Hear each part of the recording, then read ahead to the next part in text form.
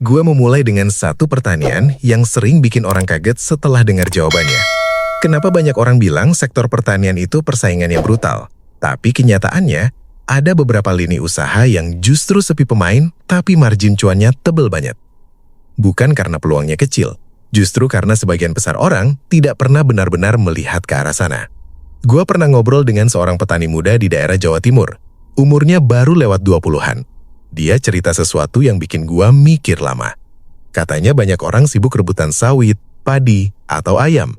Sementara dia diam-diam masuk ke subsektor pertanian yang bahkan tetangganya sendiri tidak ngeh kalau itu bisa jadi uang besar. Dalam 2 tahun, pendapatannya sudah ngalahin gaji kantor yang dia tinggalkan. Dan yang paling aneh, sampai sekarang pun belum banyak yang meniru.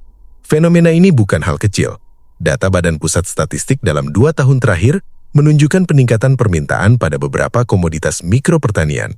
Tapi pertumbuhan pelakunya masih jauh lebih lambat daripada kenaikan permintaannya.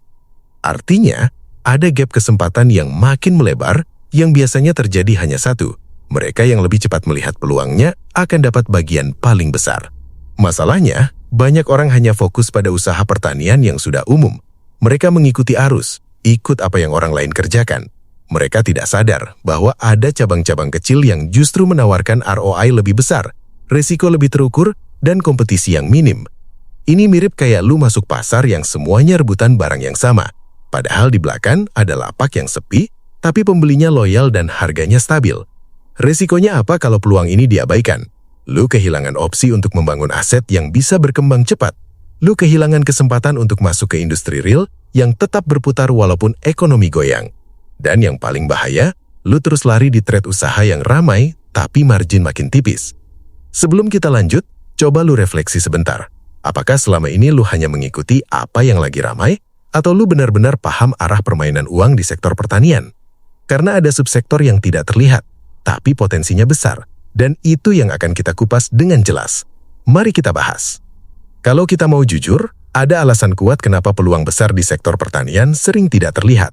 Bukan karena sulit ditemukan, justru karena banyak orang melihat pertanian hanya dari permukaan. Mereka cuma fokus ke komoditas yang sudah populer, dan pola pikir ini bikin mereka buta terhadap pasar yang sebenarnya sedang membuka ruang. Akar masalah pertama ada di cara orang memetakan peluang. Kebanyakan orang mengasosiasikan pertanian dengan kerja berat, modal besar, dan persaingan ketat. Mereka lupa bahwa pertanian Indonesia bukan hanya soal padi, ayam, jagung, atau sawit. Ada ratusan subsektor mikro yang permintaannya meningkat karena perubahan gaya hidup, lonjakan konsumsi rumah tangga, dan kebutuhan industri pengolahan. Tapi karena tidak muncul di berita atau timeline media sosial, orang anggap itu kecil. Padahal justru di sana ruangnya kosong. Masalah kedua ada di bias kerumunan. Orang cenderung meniru usaha yang sudah ramai karena merasa lebih aman. Mereka ikut ternak ayam karena tetangga ternak ayam. Mereka buka kebun cabai karena lihat harga cabai sempat naik.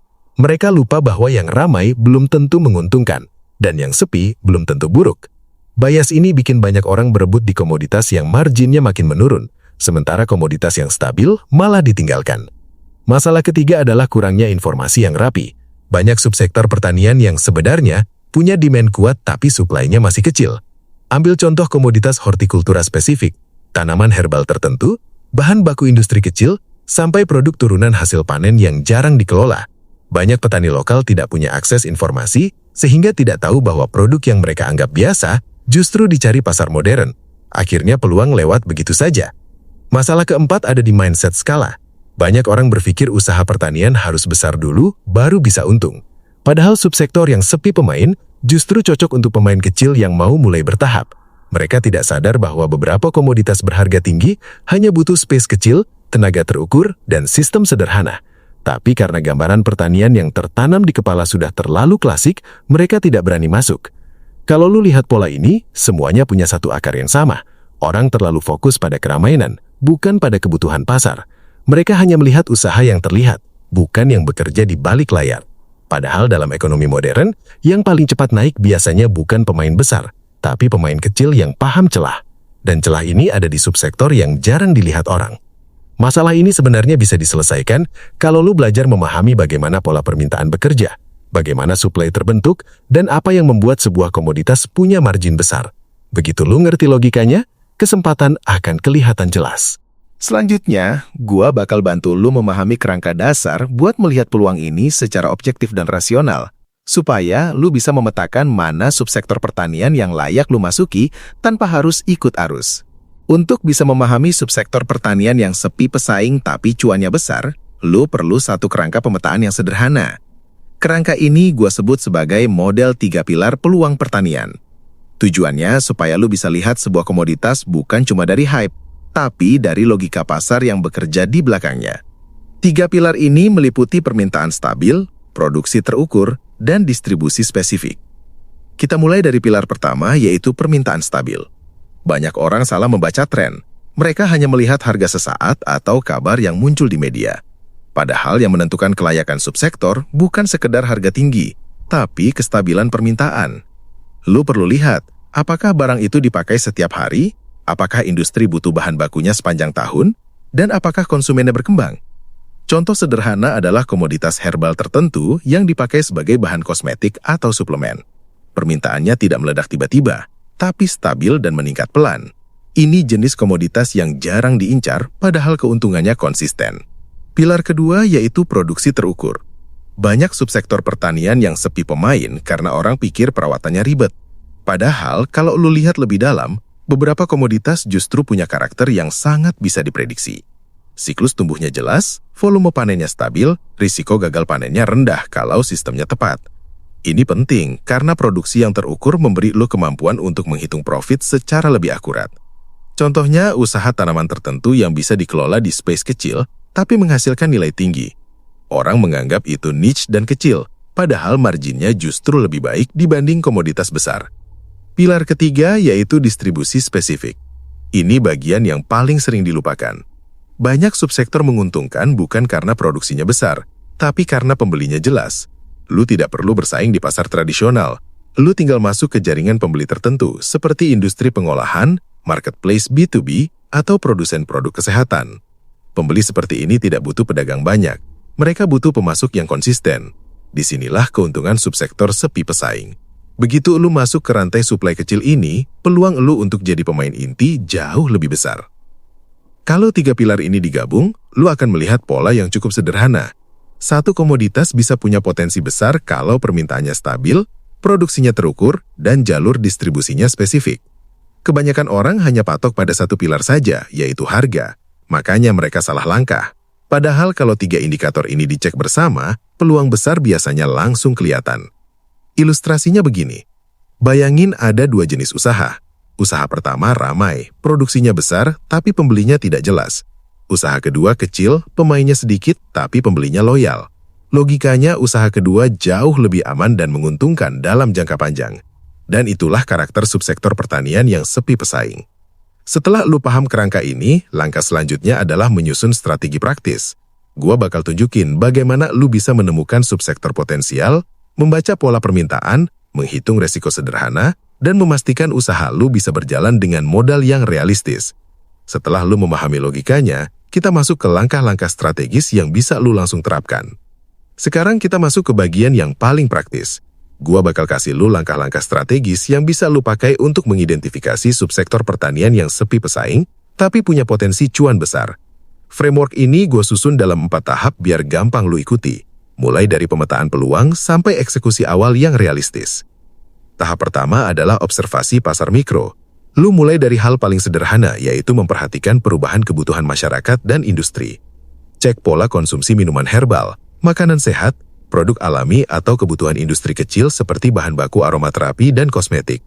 Banyak dari komoditas ini tidak pernah muncul di berita, tapi pertumbuhannya stabil karena perubahan gaya hidup. Lu tinggal perhatikan barang apa yang dipakai sehari-hari, apa yang meningkat peminatnya, dan apa yang suplainya tidak banyak. Ini tahap menemukan celah. Tahap kedua adalah validasi permintaan. Lu tidak perlu survei rumit. Cukup lakukan cross-check sederhana. Lihat marketplace. Perhatikan toko khusus yang menjual komoditas tertentu. Bandingkan jumlah pembeli dengan jumlah penjual. Kalau pembeli banyak tapi penjual sedikit, itu sinyal kuat. Lu juga bisa cek kebutuhan industri kecil. Banyak produsen herbal atau kosmetik rumahan yang butuh bahan baku lokal tapi susah mendapat suplai stabil. Begitu lu menemukan komoditas dengan pola ini, berarti peluangnya nyata. Tahap ketiga adalah hitung produksi rasional. Di sini lu mulai menentukan apakah komoditas yang lu pilih cocok dengan kondisi lu. Cek kebutuhan space, siklus panen, intensitas perawatan, potensi gagal, dan kebutuhan alat sederhana. Banyak subsektor menguntungkan justru hanya butuh ruang kecil dan pola perawatan yang gampang. Lu tinggal bikin simulasi sederhana. Misalnya dengan modal sekian, volume produksi sekian, harga jual rata-rata sekian. Kalau hitungannya masuk dan resikonya terukur, ini sinyal kedua. Tahap keempat adalah buka jalur distribusi spesifik. Lu tidak perlu masuk pasar besar. Cukup cari pembeli langsung yang butuh suplai rutin. Lu bisa mulai dari bisnis kecil yang memproduksi minuman, teh herbal, snack sehat, atau produk aromaterapi. Mereka tidak cari pemasok banyak, mereka cari pemasok yang konsisten. Kalau lu bisa jaga kualitas dan kontinuitas, lu bisa jadi supplier tetap. Inilah keunggulan subsektor sepi pesaing. Begitu lu dapat satu pembeli loyal, usaha lu langsung stabil. Untuk ngasih gambaran, gua kasih contoh kecil. Ada seorang pelaku usaha di Bandung yang fokus ke tanaman aromatik yang jarang diproduksi orang. Dia tidak punya lahan luas, cuma pekarangan belakang. Tapi pembelinya adalah 3 produsen aromaterapi yang butuh suplai stabil setiap bulan. Marginnya jauh lebih besar dibanding kalau dia ikut menanam komoditas yang sudah populer. Kenapa bisa begitu? Karena dia memasok barang yang suplainya sedikit, tetapi permintaannya stabil dan jalur distribusinya jelas. Tahap ini akan jauh lebih efektif kalau lu memadukan ketiga pilar yang kita bahas tadi. Permintaan stabil, produksi terukur, dan pembeli spesifik. Dengan 3 indikator ini, lu bisa menilai apakah sebuah subsektor layak dimulai tanpa perlu ikut arus. Solusi praktis ini bisa lu gunakan sebagai peta awal, tapi strategi saja tidak cukup. Yang bikin seseorang benar-benar berhasil adalah cara berpikirnya. Dan pola pikir yang tepat selalu jadi pondasi sebelum modal, alat, atau rencana apapun dijalankan. Masuk ke bagian yang sering dianggap kecil padahal justru menentukan apakah lu bakal bertahan di subsektor yang sepi pesaing ini atau enggak. Karena dalam dunia pertanian yang tidak ramai, bukan soal siapa yang paling kuat modalnya, tapi siapa yang paling kuat cara berpikirnya. Mindset pertama yang perlu lu pegang adalah pola pikir pertumbuhan bertahap. Banyak orang gagal bukan karena peluangnya jelek, tapi karena mereka mau hasil cepat. Mereka menuntut panen instan. Mood mereka naik turun ikut hasil satu siklus. Padahal, subsektor sepi pesaing justru dirancang untuk orang yang paham ritme, yang tahu bahwa hasil besar datang dari akumulasi langkah kecil yang konsisten. Kalau lu bisa sabar satu siklus demi satu siklus, lu bakal punya fondasi yang kuat. Mindset kedua adalah kecerdasan resiko.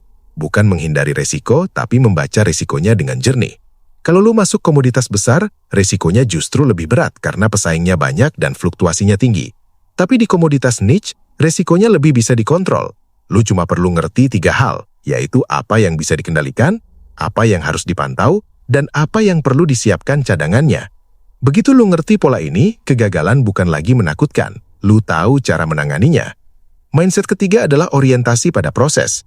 Banyak orang hanya fokus pada profit. Begitu margin sedikit turun, mereka panik. Padahal pemain kuat selalu fokus pada sistem, bukan hasil sesaat. Mereka bikin rutinitas yang stabil, mereka jaga hubungan dengan pembeli, mereka pastikan kualitas konsisten.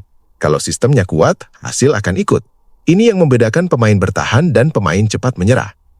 Mindset keempat adalah kemampuan menunda kepuasan. Lu mungkin butuh waktu 2-3 siklus untuk benar-benar merasakan stabilnya bisnis pertanian niche ini. Tapi kalau lu bisa menunda keinginan buat langsung besar dan memilih untuk memperkuat pondasi dulu, lu bakal punya posisi yang jauh lebih menguntungkan saat komoditas itu mulai dilirik pasar yang lebih luas. Banyak pemain yang sukses justru untung besar karena mereka sudah masuk duluan saat orang lain belum ngeh. Sekarang gua mau ajak lu refleksi sebentar. Selama ini, lu termasuk yang ikut arus atau yang mau melihat peluang dari celah kecil. Lu tipe yang butuh hasil cepat atau yang siap membangun sistem. Lu lebih sering berharap keberuntungan atau membangun kebiasaan kecil yang konsisten. Jawabannya jujur dalam hati. Karena itu yang akan menentukan langkah lu setelah ini. Di ujungnya, perjalanan di subsektor pertanian sepi pesaing butuh 2 hal. Logika yang jernih dan kepala yang tenang. 2 ini kalau digabung, lu akan punya keunggulan yang tidak bisa direbut pesaing. Dan keduanya ada dalam kendali lu. Sekarang kita rangkum inti strateginya dan gimana lu bisa mulai dari langkah paling sederhana. Kita sudah ngebahas cukup dalam tentang subsektor pertanian yang sepi pesaing tapi punya potensi cuan besar. Sekarang gua rangkum inti strateginya supaya lu dapat gambaran yang jelas dan bisa langsung mulai bergerak. Ada 3 hal utama yang perlu lu pegang. Pertama, jangan terpaku pada keramaian. peluang besar sering muncul di tempat yang tidak dilihat orang. Permintaan yang stabil, produksi yang terukur, dan pembeli yang spesifik jauh lebih penting dibanding komoditas yang ramai tapi margin makin tipis. Begitu lu memahami cara baca pasar kecil, lu akan lebih jeli melihat kesempatan yang diam-diam tumbuh. Kedua, gunakan pendekatan terstruktur untuk memetakan peluang. Observasi kebutuhan pasar mikro, validasi permintaan, hitung produksi yang realistis, dan pastikan jalur distribusinya jelas. 4 langkah ini cukup untuk membantu lu menilai apakah satu subsektor layak dijalani tanpa harus ikut arus besar. Metode ini juga bikin lu lebih tenang karena keputusan lu berbasis logika bukan ikut berita sesaat. Ketiga, siapin mindset yang tahan uji. Lu butuh kesabaran satu siklus demi satu siklus, kecerdasan membaca risiko, kebiasaan membangun sistem, dan kemampuan menunda kepuasan. Dengan pola pikir ini, lu bukan hanya mengikuti peluang, tapi lu menciptakan posisi yang kuat dalam niche yang jarang disentuh pemain lain. Kalau 3 hal ini lu terapkan secara konsisten, hasilnya bisa nyata. Lu bisa punya sumber income baru yang stabil. Lu bisa punya usaha yang tetap hidup di kondisi ekonomi apapun. Dan lu bisa masuk ke sektor yang punya prospek jangka panjang, bukan sekedar peluang sesaat. Sekarang gua mau lempar satu pertanyaan reflektif buat lu. Dari semua strategi tadi, langkah pertama apa yang paling mungkin lu coba dalam 30 hari ke depan? Observasi pasar kecil, validasi satu komoditas, atau mulai cari pembeli potensial? Pilih satu langkah dan mulai dari situ. Karena dalam dunia usaha dan investasi, yang menang bukan yang paling cepat, tapi yang paling sadar arah langkahnya. Dan ketika lu tahu arah itu, lu cuman perlu mulai dari satu langkah kecil hari ini.